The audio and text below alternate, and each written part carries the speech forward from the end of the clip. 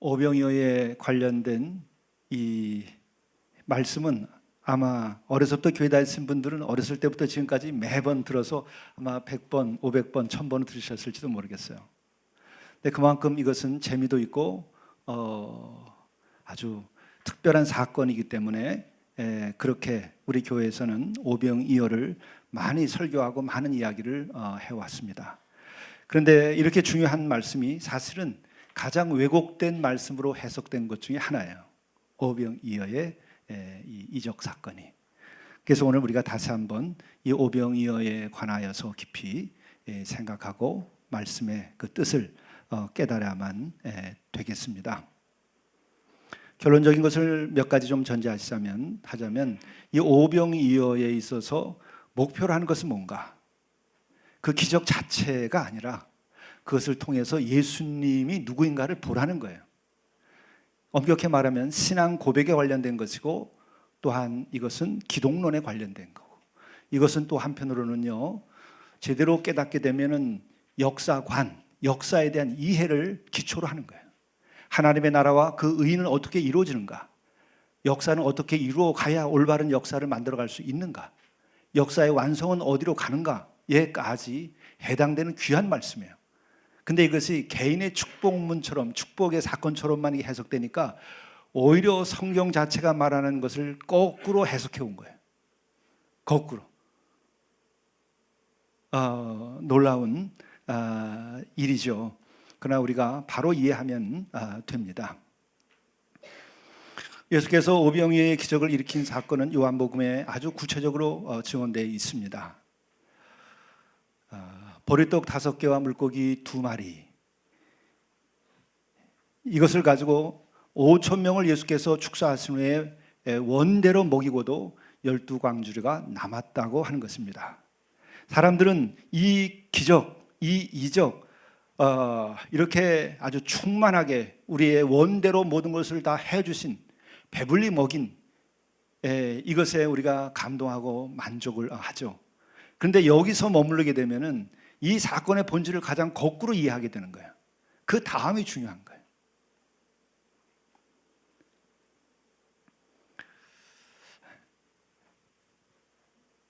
뭐냐면은 왜 예수께서는 이 같은 사건을 일으킨 것일까?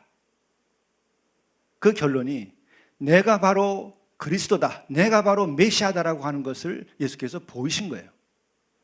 그러니까 오병이어의 기적에 대하여서 이 사건의 참된 의미를 깨달으려면 예수가 누구신가를 아는 것에 초점이 맞춰져야지, 오병이어의 기적 자체, 12광주리가 남도록 5,000명을 먹이고도 그렇게 됐다는 것에 초점이 있는 게 아니에요.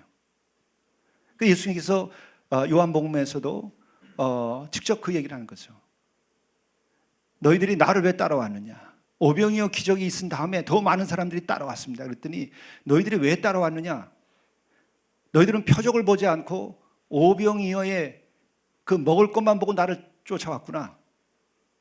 표적을 보지 않았다고 얘기해요. 그때 표적은 뭐죠? 메시아로서의 표적을 생각하지 않고, 다시 말하면 내가 그 같은 놀라운 은혜의 사건을 일으켰는데 그것을 본다면 너희들은 분명히 내가 메시아인 줄 알고 그리스도로 고백하고, 그리스도로 고백하니까는 나의 말씀을 듣고 따르고 해야 될 것은 관심하지 않고 너희들을 배로 하나님으로 삼는 너희들의 생각 그대로 배를 채워달라고 나를 쫓아왔구나. 참 기가 막히다.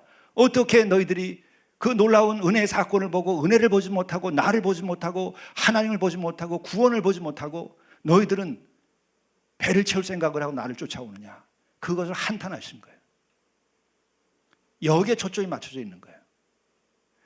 예수가 계시지 아니하는 배부름, 예수님의 말씀이 없는 우리들의 육적인 만족, 물질적인 축복, 그것은 반성경적인 거예요. 그건 바알리즘적인 거예요. 거기엔 구원이 없어요.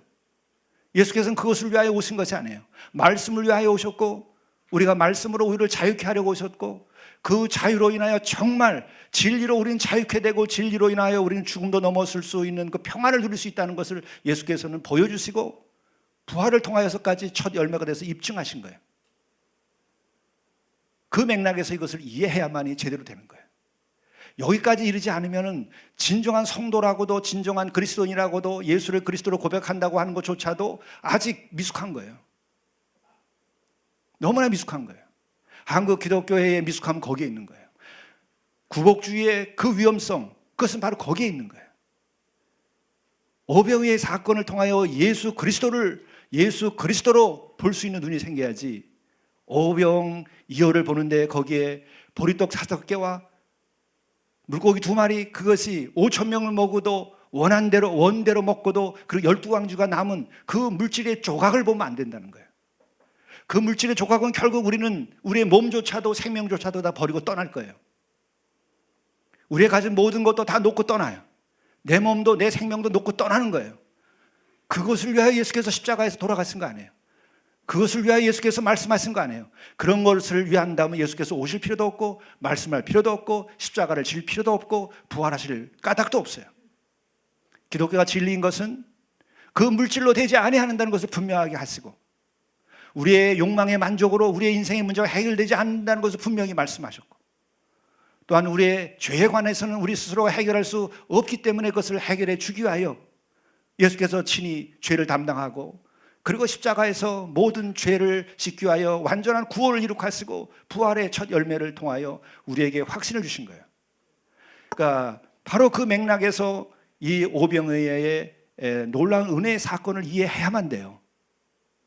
그런데 우리가 그것을 다 이해하지 못한다고 해서 너무 낭망하지는 마십시오. 왜냐하면 우리 12사도들도 예수님 쪽보다 우리 쪽에 가까워요.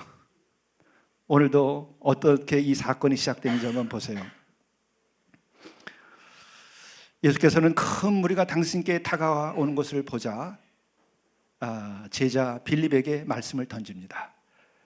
근데 이제 한 가지 우리가 여기서 생각해야 될 게 있어요. 큰 무리들이 올 때에 그 앞에 예수께서 눈을 들어 그 큰 무리를 바라보셨다, 이렇게 돼 있어요. 성경 전체를 통해서 예수님의 사역을 통해서 우리가 볼 때에 눈을 들어서 큰 무리를 봤다 그럴 때 예수님은 어떤 마음이셨을까? 눈을 들어 보았다고 하는 것은 유심히 보았다, 큰 관심을 가지고 봤다, 꿰뚫어 봤다, 이렇게 말할 수 있는 거예요.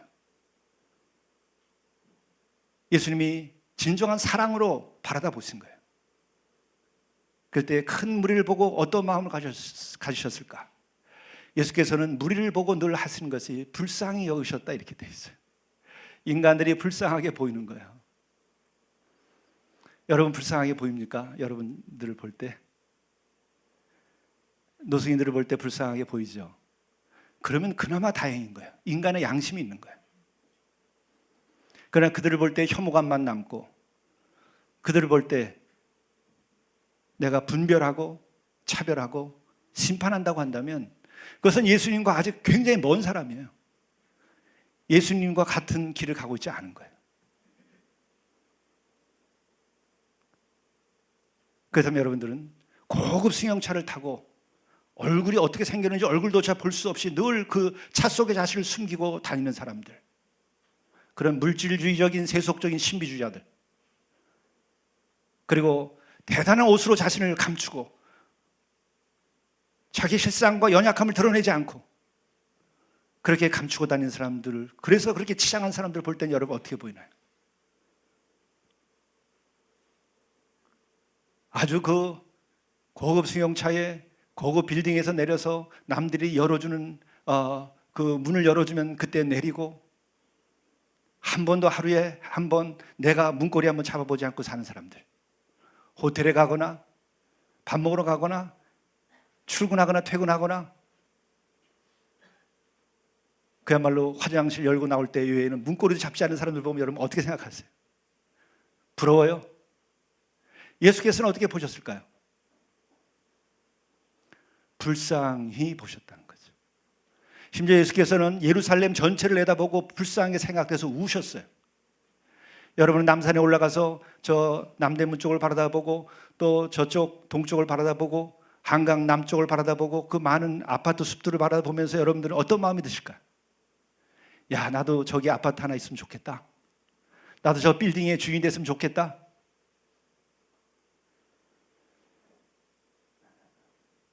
어떤 젊은이는 앞날에 꿈을 쓰라고 그랬더니 대학생이 건물 소유주, 그게 해방이고 그게 행복이고 그것이 인생의 문제를 해결할 수 있다고 젊은이들이 지금 보기 시작한 거예요. 우리 사회가 그렇게 만든 거예요. 근데 예수께서는 그 모든 것을 다 보고 우셨어요. 불쌍히 여긴 거예요. 우리의 옷 속에 있는 우리들의 심장을 본 거예요. 그 심장이 다 언젠가 멈춰선다는 것을 알고 계시고, 그것이 죄 가운데에서 뛰는 심장이기 때문에 그 심장이 끊어지면은 그것은 영원한 나라로 가는 것이 아니라 영원한 죽음으로 간다는 것을 그분은 생각하시고 우신 거예요. 그게 예수님의 눈이에요. 무리들이 다가올 때 예수께서는 그런 불쌍한 마음으로 목자 잃은 양과 같이 보셨죠.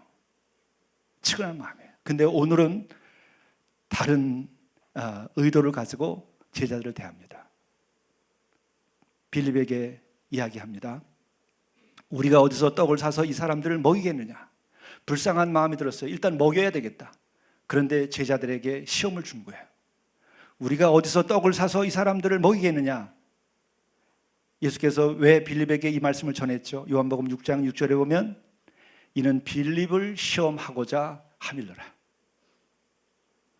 이는 빌립을 시험하고자 하심이라.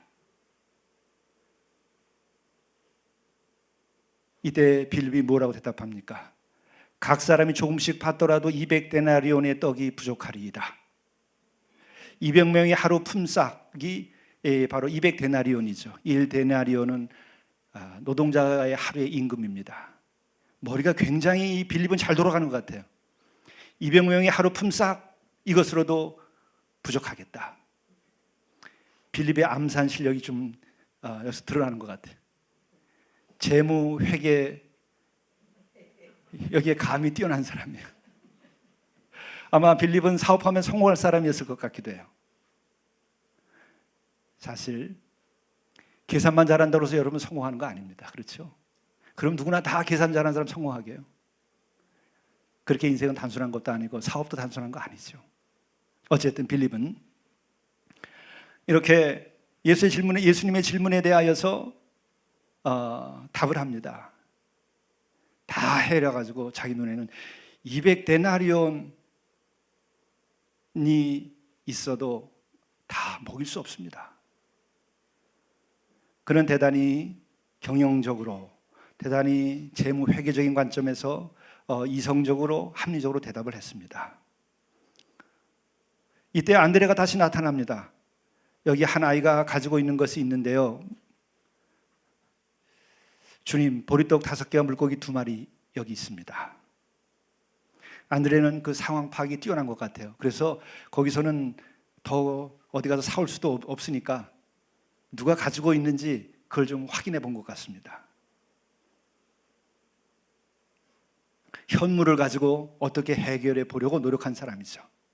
어떻게 보면 안드레는 실천가에 속합니다. 그는 계산하기보다는 실천하려고 노력한 사람이죠. 근데 그의 대답도 안드레와 별 다른 것이 없습니다. 요거 가지고 이 많은 사람을 어떻게 하겠습니까? 어렵습니다. 안 됩니다. 무슨 소용이 있겠습니까? 턱도 없습니다. 이런 얘기 한 거죠. 그래서 제자들은 예수님의 그 테스트에 모두 낙방한 거예요. 예수께서는 어떤 대답을 원하고 있었을 것 같아요. 이 5천 명을 보면서 어떻게 먹일 수 있을까? 하는 질문을 던졌을 때 여러분들은 거기에 대해서 어떻게 답을 하면 예수님을 만족시킬 수 있었을까요?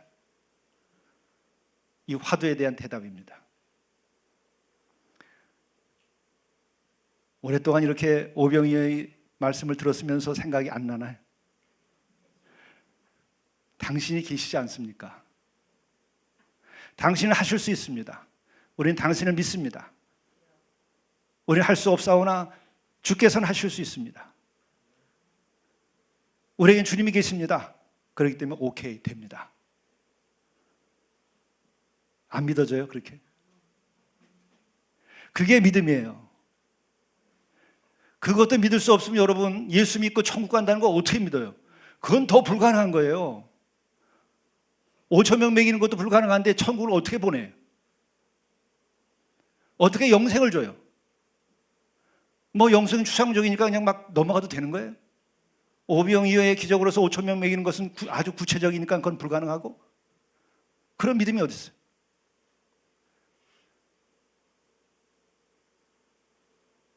영생과 영원한 생명까지 줄 수 있다고 하는데 그것을 믿으면서 눈앞에 있는 것을 믿지 못해요? 그건 믿음이 없는 거예요. 그건 망상적인 믿음이죠. 예수께서는 우리에게 영원한 생명을 주시고 예수께서는 이 5천 명을 실제로 모이셨잖아요. 근데 이 성경도 못 믿어요. 그런 믿음이 없는 거예요. 믿음이 없는 거예요. 나는 할 수 없지만 당신은 할 수 있다고 하는 것이 우리의 믿음이고, 그 대상은 누구예요?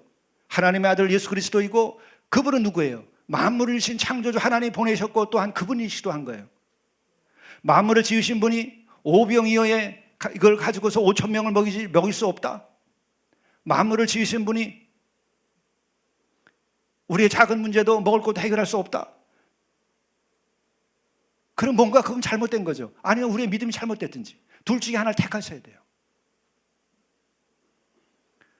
우리는 만물을 지은 그분을 믿기 때문에 동시에 그분은 우리를 사랑하고 그래서 우리에게 예수 그리스도를 우리에게 보내주셨다는 것을 믿기 때문에 그것이 믿음인데, 그렇기 때문에 예수께서는 모든 것도 하실 수 있다는 거예요.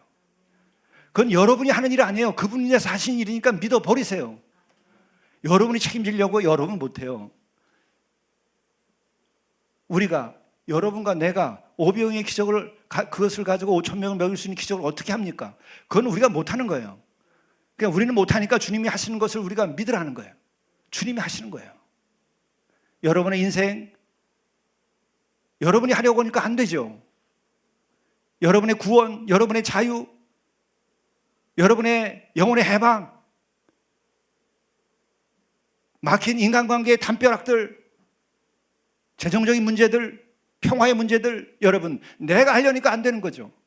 나는 더 이상 할 수 없어요. 왜? 자신을 생각해 보세요. 여러분들이 지금 점수 따기에는 우수했을지 몰라도 성공한 사람들이, 여러분들이 자신의 문제에서 정말 자유롭게 해방되어 있나요? 여러분이 정말 여러분들이 원하는 목표에 도달하고 여러분이 수입이 거기에 들어왔을 때 그 수입 가지고 여러분들이 진정한 행복이라도 누릴 수 있나요? 그나마 된다면 다행이지만, 인간은 자신의 행복조차도, 자신의 조건이 만족되어도 진정한 기쁨을 못 누리는 것이 인간이에요. 우리에겐 죄가 있고 한계가 있기 때문에 그런 거예요. 그걸 제대로 알아야 돼요. 그거를 알기 때문에 우리는 주님께 맡기는 거예요. 수고하고 무거운 짐진 자들아 다 내게로 오라. 근데 못 맡겨. 믿음이 없었어. 맡기라고요. 오병이의 기적 제자들이 못했습니다. 믿음도 없었어요. 그러나 주님께서는 하셨어요. 우리가 계산하면 분명히 안 돼요. 여러분의 인생도 안 되고 여러분의 사업도 안 되고 여러분의 진급도 안 돼요. 여러분 자신에게 맡기면. 혹시 된다 할지 몰라도 끊임없는 고생과 스트레스 속에서 되는 거예요. 그러나 주님께 맡기면 자유 가운데서 이루어지시면 감사하고, 이루어지지 않으면 9개의 길이 또 있어요. 그리고 다 안 돼도 여러분 영원한 나라가 준비되어 있는 거예요. 이 세상에 어떤 성공과 어떤 기쁨과 어떤 성취에도 불구하고 그보다 더 높고 큰 것이 영원한 나라고 영원한 생명이에요. 그것을 주신다는데 그 길로 가는 것이지, 왜 근심 걱정을 하고 왜 내가 초라하게 인생을 삽니까? 왜 살지 않은 것처럼 인생을 살죠? 한 번뿐인 인생을 그래도 믿고 두 다리 쭉 뻗고 기쁘게 행복하게 살아야지. 여러분이 지금까지 살아오면서 여러분 스스로가 근심과 걱정에서 자유케 될 수 있는 방법이 여러분에게 있었어요?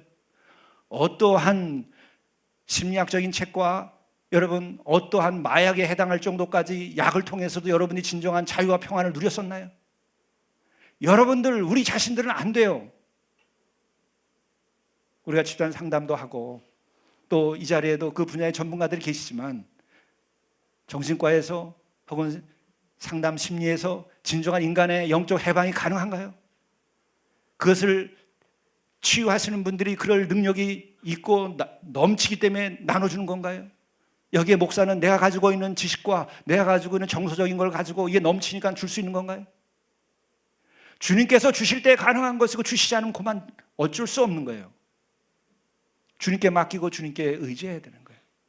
제자들이 불가능했지만은 예수께서 가능하셨어요. 그것을 봐야 돼요.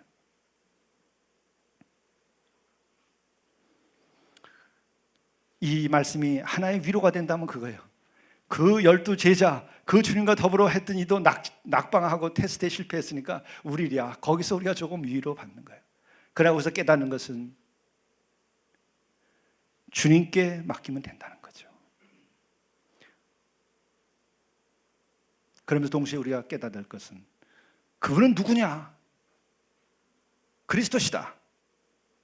독생자, 하나님께서 친히 사람의 몸을 입고 오신 그분이시다. 그분이 말씀이 육신이 되신 그분이시다. 로고스가 인격적으로 사람의 몸을 입고 우리와 더불어서 함께 해주신 분이시다. 그것이 보여야 되고 그걸 믿어야 되는 거예요. 그게 보이는 사람은 복된 사람이에요. 그게 기독교의 진리고 기독교밖에 없어요. 다른 것은 다 인간들이 만들어낸 관념과 인간들이 만들어내는 어떤 그 정의예요. 진리라고 하는 것도 해방이라고 하는 것도 인간의 심리적인, 인간의 지적인 능력 가운데서 우리들이 만들어놓은 단순한 정의예요. 그러나 기독교는 하나님께서 친히 말씀이 진리가 육신을 입고 우리에게 오셨고 우리가 너무나 어둡고 우리가 스스로 해결할 수 없으니까 가장 좋은 방법은 그 말씀이 몸을 입고 우리가 더불어서 살고 사건을 일으켜주고 우리를 품고 사랑해주는 수밖에는 다른 방법이 없는 거예요. 그분이 사랑의 사건을 터뜨려주는 수밖에 없어요. 왜? 인간은 어떠한 훌륭한 인간도 그런 사랑의 사건을 일으킬 수 있을 만큼의 능력이 없어요. 어떤 성자가, 여러분 어떤 철학자가 그런 사랑을 실천할 수 있나요? 그런 위치에서 존경받는 분이 여기 있을 수도 있어요. 그러나 여러분 자신을 돌이켜보세요. 여러분들이 그렇게 나눠줄 수 있고 그렇게 죽을 수 있고 그렇게 사랑할 수 있나요? 할 수 있다면 여러분이 그리스도가 되실 수 있어요. 그러나 인간은 솔직하게 그렇게 되지 않아요. 그리스도라고 나타나는 사람은 다 적그리스도예요. 그들에겐 그리스도만한 사랑이 없기 때문에, 그들에게는 인간을 지배하고자 하는 종교적인 나쁜 목적을 가지고 스스로 그리스도인 척하는 적그리스도들이에요. 거짓된 교사, 거짓된 설교자, 거짓된 목사 다 자신의 사랑의 한계를 주님 앞에서 내놓을 수 없는 사람들, 그러면서 그 직에서 자신의 성공을 추구하는 사람들, 그거 다 거짓된 거예요. 그러한 신앙인들, 그것도 다 거짓된 거예요. 나의 부족함을 내놓고 당신만이 진정한 사랑을 하실 수 있음을 내가 고백하고 무너질 수 있을 때 그가 진리를 깨달은 거예요. 진리는 그렇게 우리에게 오신 겁니다. 그러므로 이 제자들이 오병이어의 이 놀라운 은혜의 사건 앞에서 몇 사람들은 아마 그랬을 겁니다. 정말 예수는 그리스도시다. 우리의 선생님은 진짜 그리스도시다. 우리가 그것을 알아야 돼요. 근데 여기서 우리들이 하나 주는 중요한 메시지가 있어요. 그것은 이 오병이어에 관련된 거예요. 어린 아이가 오병이어를 내놓은 거예요. 아까 어린이 설교에서 말씀드린 것처럼 어린이라고 하는 것은 그 시대에 가장 이름도 없는 천한 존재를 상징하는 거예요. 그리고 그 아이가 가지고 있는 보리떡 5개와 물고기 2마리. 어린아이가 가지고 있는 것이 큰 물고기 같아요. 보리떡이라고 하는 걸 보면은 그건 가난한 집 아이인 걸 얘기하는 거예요. 보리떡이에요, 보리떡. 밀떡도 아니고. 그거 가지고 어린아이가 먹을 정도의 것이니까 작은 것들 5개. 그러니 물고기는 송사리보다는 좀 클지 모르겠어요. 그거 말린 거이겠죠. 절인 거라든지. 그거밖에 없는 거예요. 보잘것없는 것이라는 걸 말하는 거예요. 우리가 그런 보잘것없는 것조차 없습니까? 그러나 그것은 보잘것없는 것임에도 불구하고 그것은 그들의 모든 것을 뜻하는 거예요. 모든 것. 보잘것없는 어린아이가 보잘것없는 것을 가지고 있어 내놓은 것이 오병이어지만은 이것은 제자들이 얻을 수 있는 그 모든 것이고 가장 귀중한 것이고 전부라는 것을 말하는 거예요. 그걸 내놨다는 거예요. Everything. 이게 전부예요. 이것을 우리가 다시 말하면 가장 중요한 성경의 말씀이 있어요. 그 뭐죠? 첫 번째 가는 으뜸 가는 계명이 있어요. 내 마음을 다하고 목숨을 다하고 뜻을 다해서 주 너희 하나님을 사랑하라. 오병이어를 내놓은 것은 다 한 거예요. 마음을 다 한 거예요. 뜻을 다 한 거예요. 다함이 있는 것이 믿음이에요. 다함이 있는 사람들이 진실한 사람이에요. 아무리 많은 것을 바치거나 아무리 많은 것을 나눠줄지라도 다함이 아닌 것은 하나님께서는 귀하게 생각하지 않아요. 그렇기 때문에 하나님 앞에서는 폼 잡으면 안 돼요. 하나님 앞에서는 난척하지 말아야 돼. 하나님 앞에서는 나 있는 그대로 내놔야 돼. 뭐냐? 다 했는가 다 하지 않았는가. 오병이어가 아니라 이병일병이어도, 이병일어여도, 이병일어여도 다 했다고 한다면 족한 거예요. 여러분이 갖지 못해서도 괜찮아요. 다 했으면 되는 거예요. 그럼 하나님께서 감동하시고 여러분들에게 응답하시는 거예요. 그리고 동시에 그것은 자신이 알아요. 내가 다 했으면 나는 진실해져요. 내가 다 했으면 나는 힘이 생겨요. 내가 다 했으면 나는 용기가 생겨요. 눈에 빛이 나요. 얼굴에 빛이 나요. 하나님 앞에서 내가 다 했으면 나는 떳떳해져요. 흔들리지 않아요. 째째지지 않아요. 용감하게 살 수 있어요. 비록 그것이 적을지라도. 그러나 아무리 많이 했을지라도 다 한 것이 아닐 때에는 이 생의 자랑, 거기서 벗어나지 못해요. 그 가운데 있는 때에는 끊임없이 출렁거려요. 왜? 그에게는 하나님이 그를 인도하시는 것이 아니라 세상을 그를 인도하기 때문에 그런 거예요. 이 생의 자랑을 왜 필요하죠? 사람들이 나에게 중요하기 때문에 이 생의 자랑에 빠지는 거예요. 하나님이 중요하면 이 생의 자랑에 안 빠져요. 하나님만이 나의 진실을 알기 때문에 그 길로 가는 거예요. 그게 진리예요. 그게 진실이에요. 그게 주님 가신 길이에요. 바로 이 같은 것은 구원의 문법의 가장 밑에 깔려 있는 거예요. 사르밧 과부 어땠죠? 마지막 밀가루. 엘리야가 달라고 그럴 때 나는 이거 해먹고 우리 아들과 같이 마지막 죽으려고 하고 있었습니다. 그의 모든 것을 사르밧과 그것을 예언자에게 내놨을 때 하나님께서는 그에게 부족함이 없도록 모든 것을 채우셨어요.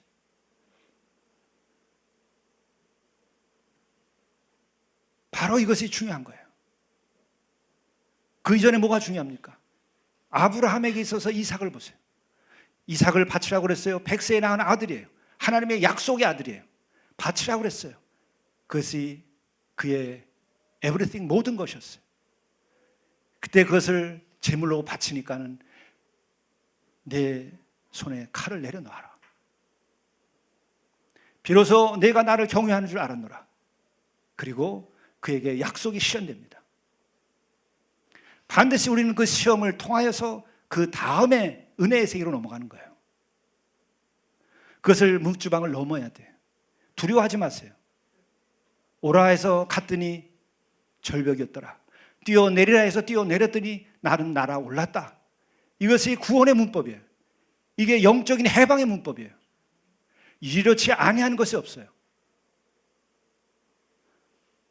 이것은 누가 입증을 하시죠? 하나님 스스로가 입증하셨어요. 당신의 외아들 예수 그리스도를 우리에게 보내주시고 그를 죽여서 십자가에 바쳤어요. 아브라함이 자기의 이삭 아들을 바치는 것보다 더 하나님 스스로가 자신이 사람의 몸을 입고 오셔서 스스로가 인간을 위하여 제물이 되신 거예요. 이게 구원의 길이에요. 이게 구원의 문법이고 영혼의 문법이고 그리고 영생의 길로 나가는 길입니다. 바로 오병이어에서도 똑같은 문법이 적용되고 있는 거예요. 오병이어 5개의 그 보리떡 그리고 2마리의 물고기 그 변변치 않은 것들, 그것이 그의 모든 것이었기 때문에 5,000명이 어쩌면 모든 것일 수도 있어요. 그랬기 때문에 그들이 먹고 12광주리가 남은 거죠. 그런데 오늘은 이 부분까지만 제가 시간 때문에 얘기를 합니다.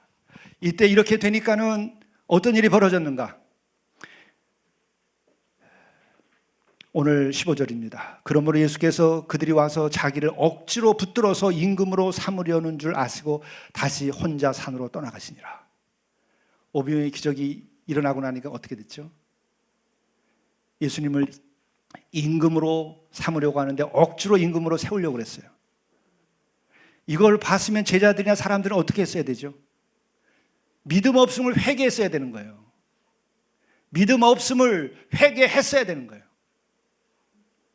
빌립부터 안드레부터 내가 예수를 진정으로 그리스도로 고백하지 못하고 내가 물질주의에 사로잡혀 있었고 또 내가 예수님을 정말 하나님의 아들로 그의 권능을 내가 믿지 못했구나. 그 많은 표적을 이전에 봤음에도 불구하고 예수님을 믿지 못했구나. 그분이 나의 해결자고 나의 구원자라고 하는 것을 내가 믿지 못했구나 하고 회개했어야 되는데 이 사람은 회개 안 하고 그분을 붙잡아다가 임금으로 세우려고 그랬어요. 뭐예요? 우리의 빵의 문제를 해결해 달라는 거예요. 빵을 보고. 빵의 문제가 해결되면 여러분과 우리의 문제, 역사의 문제가 해결되나요?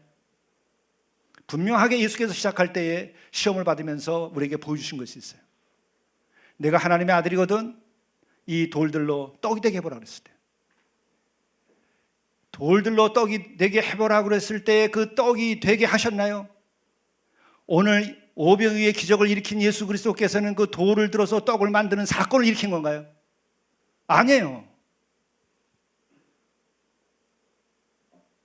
빵만으로가 아니라 하나님 위에서 나오는 말씀으로라고 하는 것을 오늘도 말씀하시는 거예요. 내가 누구인지 그걸 보라는 거예요. 이건 표적일 뿐이지. 그런데 제자들과 그 많은 무리들은 뭐냐? 임금으로 삼으려고 한 거예요. 아, 저분은 돌을 들어서 빵으로 만드는 사람이로구나.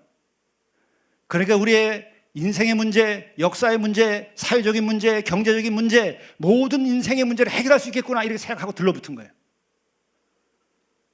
그때 예수께서 임금으로 삼으려고 하니까 다시 혼자 산으로 가버리신 거예요. 너희들이 원하는 그와 같은 왕이 아니에요. 너희들이 원하는 그와 같은 문제를 해결해 주는 사람이 아니에요. 나의 뜻은 따로 있어요. 아버지의 뜻은 따로 있어요. 하나님의 그 뜻이 하늘에서 이루어진 것과 땅에서 이루어질 때에 그것이 우리의 배를 만족시켜주기 위하여서 그것이 만족 가능하게 하는 일인가? 아니라는 거예요. 큰 무리들이 모여들어서 오병이어를 봤을 때 그들은 예수를 보지 않고 물질을 봤어요. 물질주의자들. 이들이 원하는 것은 1차적으로 임금으로 삼으려고 할 때 다윗을 생각했을 거예요. 야, 저 사람을 모셔다가 다윗 왕권이 회복되겠구나. 물질이 회복되겠구나 생각한 거예요. 예수는 다윗도 아니고 나폴레옹도 아니고 징기스칸도 아니에요. 예수는 물질로 모든 문제를 해결하고 했던 마르크스 레닌이 아니라고요. 예수는 물질주의자가 아니에요. 빵으로 인생의 문제가 다 해결될 수 있을 것처럼 생각한 분이 아니에요. 그건 우리도 알아요. 예수님께서 그걸 몰랐겠어요? 여러분의 문제, 나의 문제, 여러분의 가정의 문제, 나의 내면의 문제가 빵으로 다 해결되냐 말이에요. 여러분의 죄가 빵으로 연봉으로 해결됩니까? 사랑과 그 너머의 영원한 사랑, 하늘 아버지가 가지고 있는 그 사랑, 구원의 사랑, 아가페적인 사랑, 십자가에서 보여주신 그 사랑만이 우리에겐 길이에요. 이 물질자들이 가게 되는 것 마지막은 뭐예요? 투쟁입니다. 가진 자를 들러 엎고 마르크스주의자들,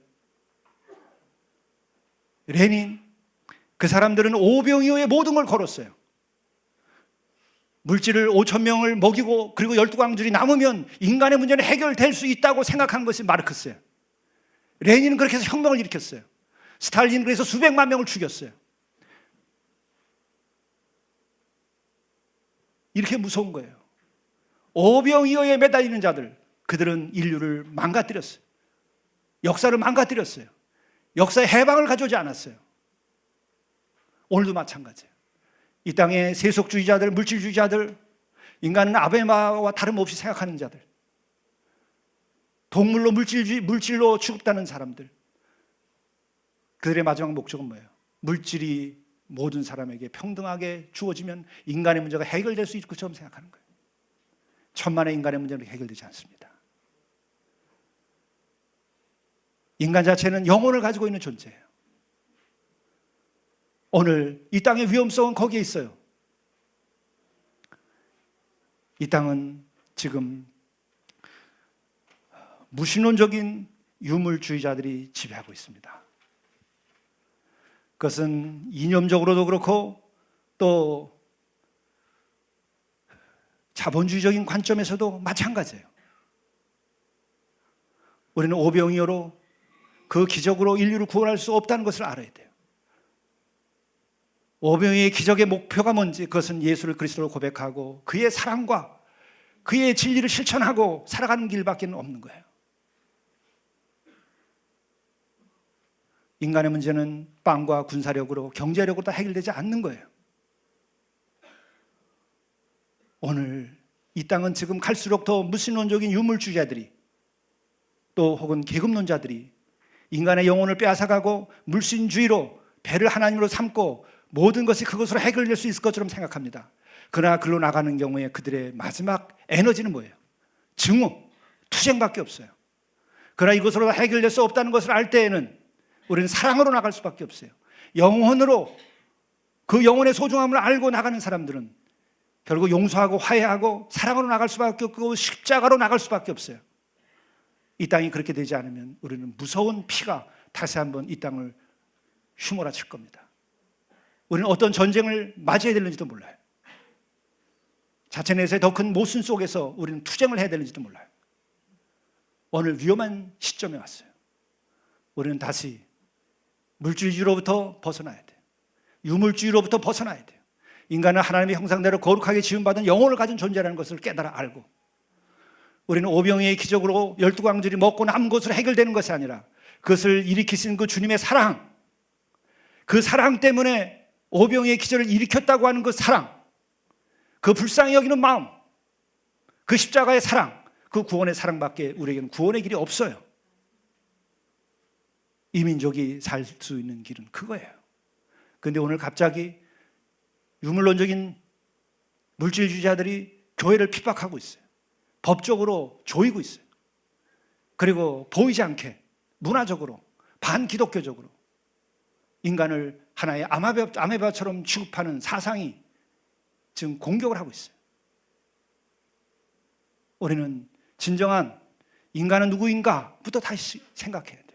인간은 영혼을 가지고 있고 인간의 진정한 구원은 배를 하나님으로 삼는 것으로 해결되지 않아요. 우리는 길이요 진리요 생명이시고 그것을 친히 십자가의 그 인류 사상에 없었던 그 어떤 철학에도 없었던 그 사랑을 실천한 사건을 통해서 우리는 진리를 보고 거기서 생명을 보고 거기서 구원을 봐야 돼요. 이것을 지킬 때에 이 민족에게도 희망이 있고 인류에게도 희망이 있어요. 그렇지 않으면 인간에게는 진정한 샬롬이 임하지 않을 겁니다. 그래서 다시금 우리는 예수를 그리스도로 고백하는 그 고백 속에서 십자가의 사랑을 실천해야 되고 또한 그것만이 길이요 진리요 생명인 줄을 다시 한번 알고 그리고 나가야 돼요.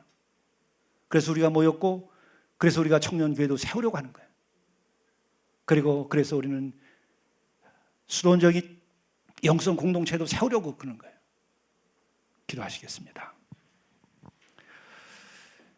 자비로우신 하나님, 하나님의 형상대로 지음받은 저희들이 하나의 물질 덩어리가 아닌 것을 깨달아 알게 하시고 인간의 문제가 물질로 다 해결되지 아니하는 줄을 깨달아 알게 하시고 뿐만 아니라 우리들이 예수님을 바라보되 예수님이 12광줄이 남도록 물질을 채워주신 분이 아니라 바로 그것만으로 되지 아니하고 오직 예수 그리스도를 믿는 믿음과 진리를 통해서 십자가의 사랑을 통해서 우리가 구원받을 수 있게 되고 역사가 완성될 수 있는 길로 나감을 저희들이 깨달아 알고 21세기 우리가 올바른 신앙 가운데에서 이 민족의 빛과 소금이 되고 많은 영혼들을 구원할 수 있도록 인도하여 주옵소서. 이 모든 말씀을 예수 그리스도의 이름으로 간절히 기도드리옵나이다. 아멘.